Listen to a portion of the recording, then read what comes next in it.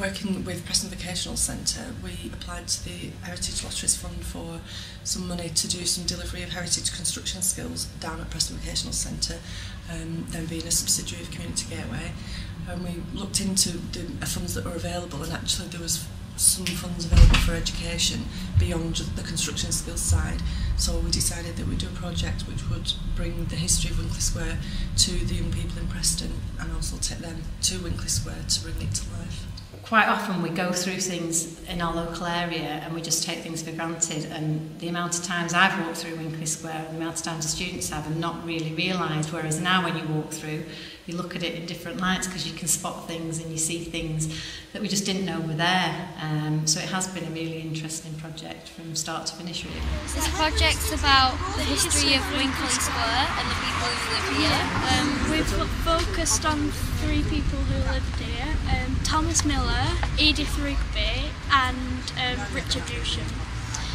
We've just been like the main parts of their lives, what happened. What we wanted to do was give them a different aspect of history, local history, so not just reading from books but actually living the history, seeing the buildings, touching the buildings, understanding the people that had gone before in Preston and what impact those people had had on the future of Preston. So Miller Park, for example, was donated the land by Thomas Miller, who lived on Winkley Square, and that's something that none of the students knew about before this project. Edith Rigby, who was a suffragette in Preston, the young people didn't understand what impact she would have had, her actions back then would have on their lives now, because the lives would be completely different if she hadn't done what her and her colleagues did. Where we learned about 3 main people that lived in the place: Richard Dewsham, Thomas Miller and Edith Rigby. And we found out that Thomas Miller owned, was it Horrocks's cotton mills, and he was very rich. And Richard Dewsham came from a banking family, and Edith Rigby was one of the main people that voted, who was a suffragette.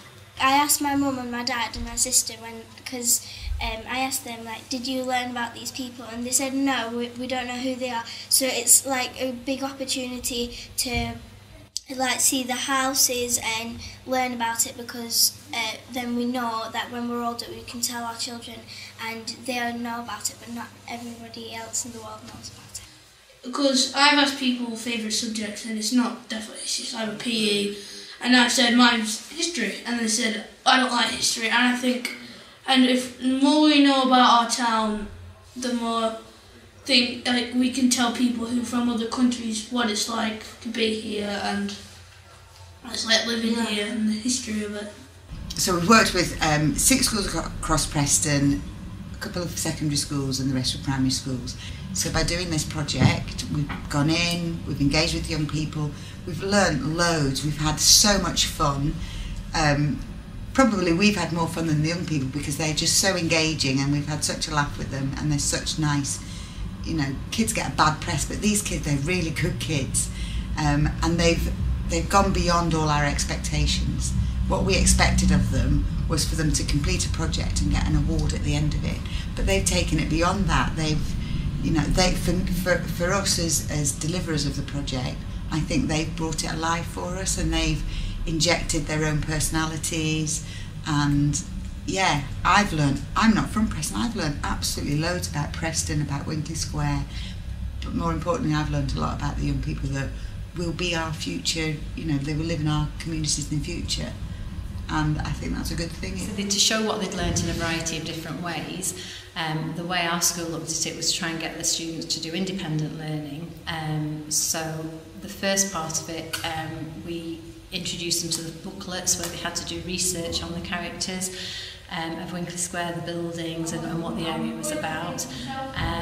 We then also had an artist come in, because the idea is to do a mosaic that everybody's a part of that will hopefully stay with us for a long time in the future. So they got involved with clay, and that gave us as a school the idea then, could we do something ourselves to represent it with clay? So Mr Pearson, the art teacher, came up with the idea of doing pots as they used to make them with coiled clay. So the students really loved that part of the project, and then they had to then think about what they found interesting on Winkley Square and design the parts and demonstrate them with images or words as to what they've actually learned. So hopefully some of the learnings come through with what they've created through the artistic side. These are pots what we've made on the Fridays when we've been in the lessons, and we've just made clay pots, and we've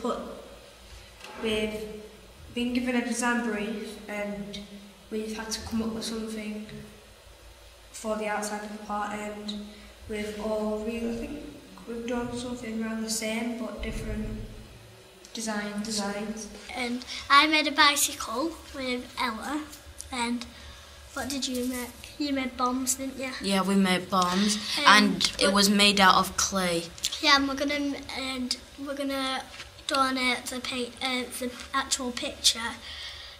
All schools have done it, and what they've done, Sarah, the artist, she's got gates, basically, and she's going to have it like gates. So Richard Newshan's going to be one. We did Edith Rigby.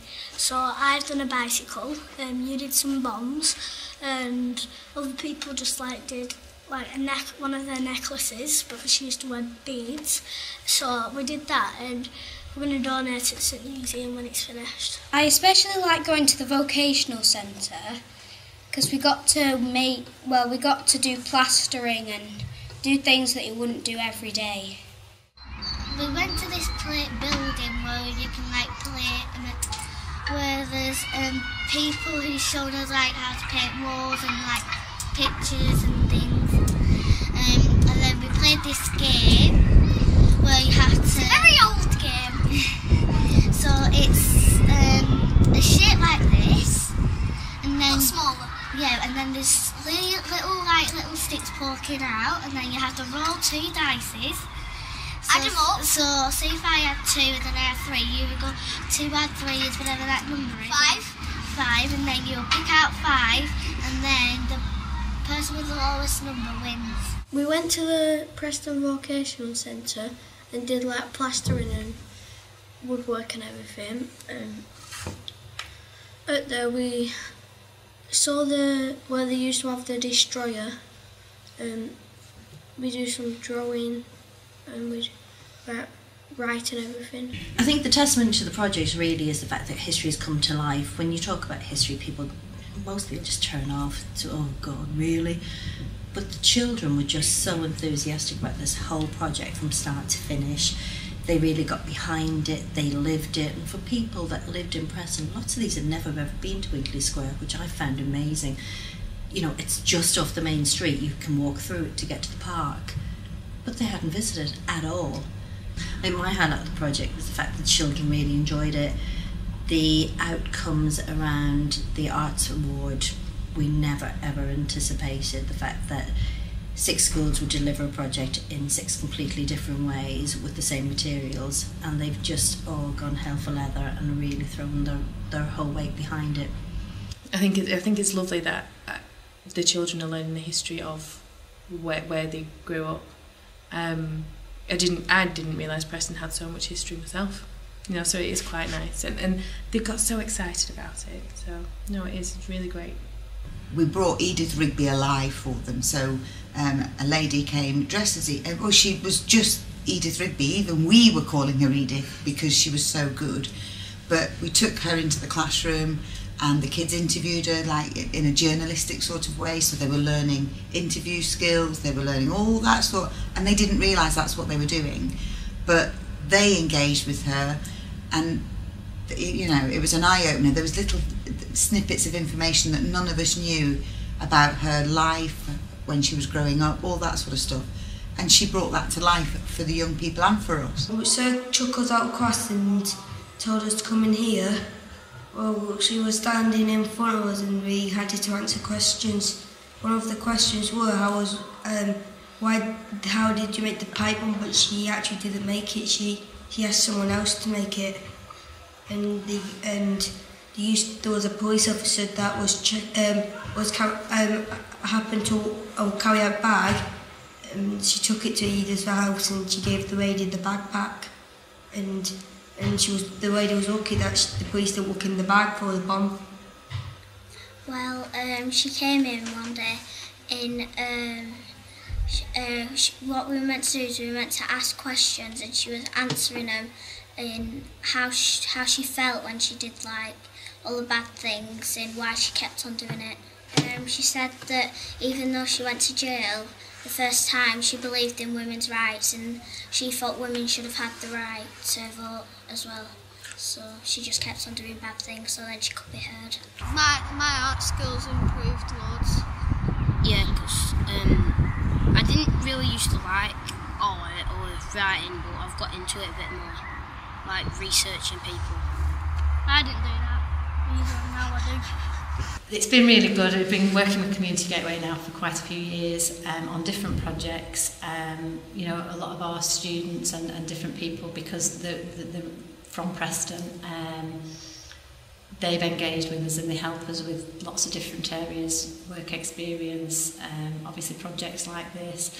They come in and help with other activities for enterprise. So it is a good kind of working relationship that we have with them that engages the students as well. So if they live in their housing or any of the staff that live in their housing, it makes them appreciate what they do for the local community as well. So it kind of works hand in hand. It's really good that Community Gateway has helped us, like, because if they weren't like here, we wouldn't have known anything about Winkley Square, and then they've taught us something we didn't already know. They've been like helping us with like questions about it. And they brought this girl in called Sarah, and we made like models out of clay with it. Yeah, Out of clay about Edith Rigby. Sarah's going to put them on a big mosaic, and because we made model leaves, Edith Rigby's amber necklace, the houses, the school that Edith Rigby founded, bike, and books. And that's what we've done, and then, and flowers, and she's going to put them on a mosaic, saying what each person has done. And like in Winkley Square. For the Harris Museum open day. Community Gateway have been teaching us all the information and organising for us to go to all the places we've been, and they've also been really helpful because we have these folders that we fill in and to get an award, and they've been helpful because they've like helped us get it in order, and like if we were struggling with something they'd help us, and they'd like just like do all the things that needed doing with the resources that they had. Without funding, schools would struggle to do things like this, and I think it helps the young people appreciate things for the future, to take care of things, and just understand where they are, where they come from, and the learning that's involved, and so hopefully then that can be passed down to future generations. Initially when we started this project, it was a one-off. It was the Heritage Lottery money had come through. Chris had managed to get some of this money for us to deliver a project. However, as I said, it's exceeded everybody's expectations. Some of the schools, one of the secondary schools are looking at using it in the curriculum next year. All of the schools have asked, so what we're doing next. So, it is absolutely, it's just, as I say, it's beyond all our expectations. They want to do something else. They want to work with Gateway again. So now it's down to Chris to find something more to do, really, because she's the leader. Because when we were like younger, we didn't think that like they were much important. We didn't know anything about them. But now that we're growing up, we realise how important these people are and how much they've changed. If we didn't have women's rights, how much they have changed our lives. You'd think, well, I don't want to learn about this. At first, I thought it was going to, like Callum did, it was going to be kind of boring. But once you start to get into stuff, it starts to, like, it starts to get interesting. See, what I've learnt about other history, it's been boring, so I've thought about history, not very fun, but I've had quite good fun with history with this project, because I like how Thomas Miller had what he owned. He owned a cotton mill and he owned a coal factory. And the coal factory isn't there now because it's been knocked down. And the stables that were there, they're going to be getting knocked down soon. And we've been learning about stuff that we've never learned before. We have a celebration event at the weekend, which will be an exhibition of all the work from the students that's been delivered throughout the project. And the event's at the Harris Museum, so it's been giving great coverage for Preston. It's giving other schools the opportunity to see the work that we've done and see what can be achieved when we work with our communities, which is what this project was all about. Yeah, this project wouldn't have happened without the partnerships. If we hadn't all worked together, it wouldn't have happened. So we've got Gateway, Preston Vocational Centre, schools, so 6 schools. But behind the scenes that people don't see, we've got the Harris Library, we've got Preston City Council, who actually got the funding in the first place and we tapped into that. We've got Lancashire County Council, the Harris Museum, the Museum of Lancashire. All these people have helped deliver, have helped shape this project and helped deliver it. And then we've got other people, like we've got volunteer minibus drivers that got the kids to and from the venues.